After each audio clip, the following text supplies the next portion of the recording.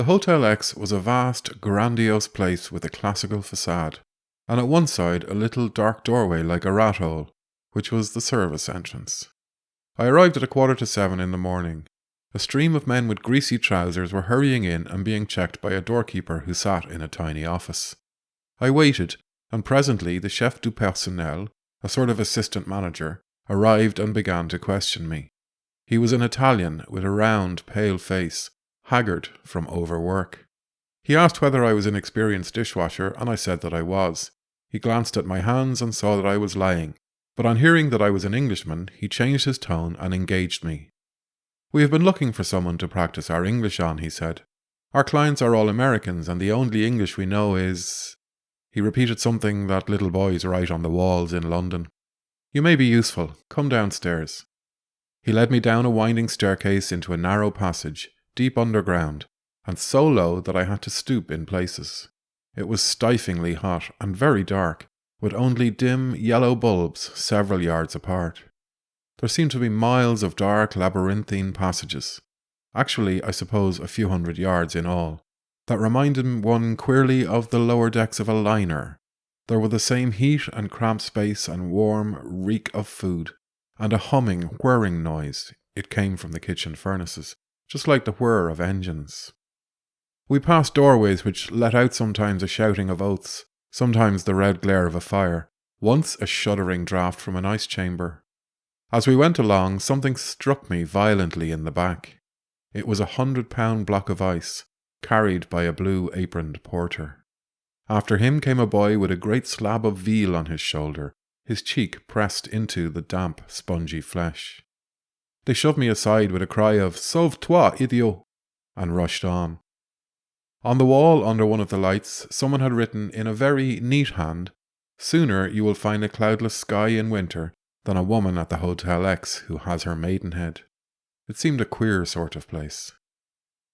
One of the passages branched off into a laundry, where an old, skull-faced woman gave me a blue apron and a pile of dishcloths. Then the chef du personnel took me to a tiny underground den, a cellar below a cellar, as it were, where there were a sink and some gas ovens. It was too low for me to stand quite upright, and the temperature was perhaps 110 degrees Fahrenheit. The chef du personnel explained that my job was to fetch meals for the higher hotel employees, who fed in a small dining room above, clean their room, and wash their crockery. When he had gone, a waiter, another Italian, thrust a fierce, fuzzy head into the doorway and looked down at me. "English, eh?" he said. "Well, I'm in charge here. If you work well," he made the motion of upending a bottle and sucked noisily. "If you don't," he gave the doorpost several vigorous kicks. "To me, twisting your neck would be no more than spitting on the floor. And if there's any trouble, they'll believe me, not you. So be careful." After this, I set to work rather hurriedly. Except for about an hour, I was at work from 7 in the morning till 9:15 at night. First at washing crockery, then at scrubbing the tables and floors of the employees' dining room, then at polishing glasses and knives, then at fetching meals, then at washing crockery again, then at fetching more meals and washing more crockery. It was easy work and I got on well with it, except when I went to the kitchen to fetch meals. The kitchen was like nothing I have ever seen or imagined. A stifling, low-ceilinged inferno of a cellar, red-lit from the fires and deafening with oaths and the clanging of pots and pans. It was so hot that all the metalwork except the stoves had to be covered with cloth. In the middle were furnaces where 12 cooks skipped to and fro, their faces dripping sweat in spite of their white caps. Round that were counters where a mob of waiters and plongeurs clamoured with trays.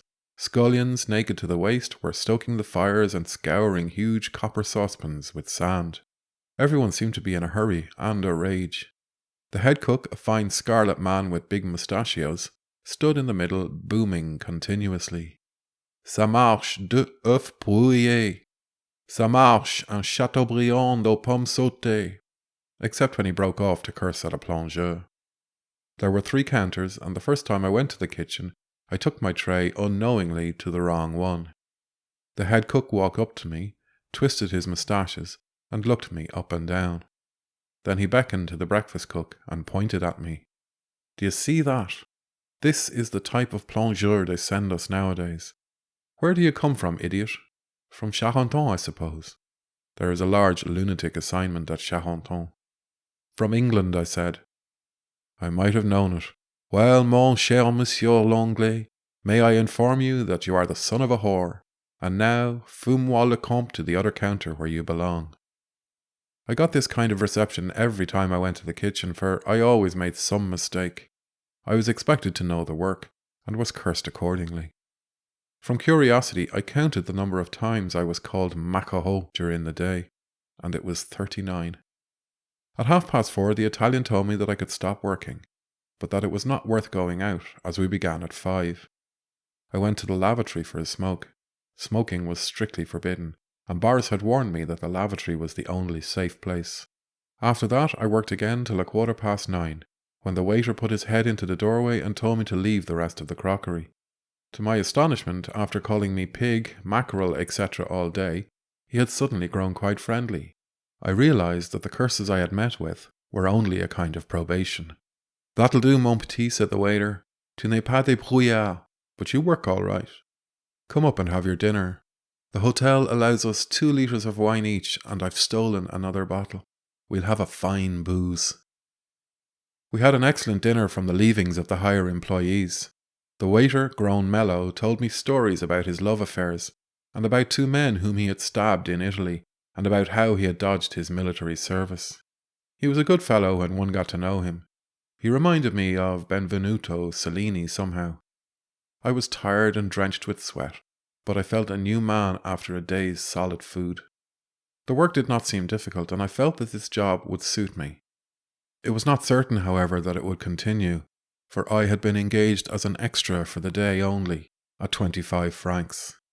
The sour-faced doorkeeper counted out the money, less 50 centimes which he said was for insurance, a lie I discovered afterwards. Then he stepped out into the passage, made me take off my coat, and carefully prodded me all over, searching for stolen food. After this, the chef de personnel appeared and spoke to me. Like the waiter, he had grown more genial on seeing that I was willing to work. We will give you a permanent job if you like, he said. The head waiter says he would enjoy calling an Englishman names. Will you sign on for a month? Here was a job at last, and I was ready to jump at it. Then I remembered the Russian restaurant due to open in a fortnight. It seemed hardly fair to promise working a month, and then leave in the middle. I said that I had other work in prospect. Could I be engaged for a fortnight? But at that, the chef de personnel shrugged his shoulders and said that the hotel only engaged men by the month. Evidently, I had lost my chance of a job. Boris, by arrangement, was waiting for me in the arcade of the Rue de Rivoli. When I told him what had happened, he was furious. For the first time since I had known him, he forgot his manners and called me a fool. Idiot, species of idiot. What's the good of my finding you a job when you go and chuck it up the next moment? How could you be such a fool as to mention the other restaurant? You'd only to promise you could work for a month. It seemed more honest to say I might have to leave, I objected. Honest? Honest? Who ever heard of a plongeur being honest? Mon ami, suddenly he seized my lapel and spoke very earnestly. Mon ami, you have worked here all day. You see what hotel work is like. Do you think a plongeur can afford a sense of honour? No, perhaps not. Well then, go back quickly and tell the chef du personnel you are quite ready to work for a month. Say you will throw the other job over. Then, when our restaurant opens, we have only to walk out. But what about my wages if I break my contract?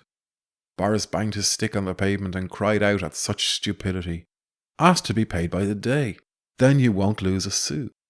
Do you suppose they would prosecute a plongeur for breaking his contract? A plongeur is too low to be prosecuted. I hurried back, found the chef du personnel, and told him that I would work for a month, whereat he signed me on. This was my first lesson in plongeur morality. Later, I realised how foolish it had been to have any scruples, for the big hotels are quite merciless towards their employees. They engage or discharge men as the work demands, and they all sack 10% or more of their staff when the season is over. Nor have they any difficulty in replacing a man who leaves at short notice, for Paris is thronged by hotel employees out of work.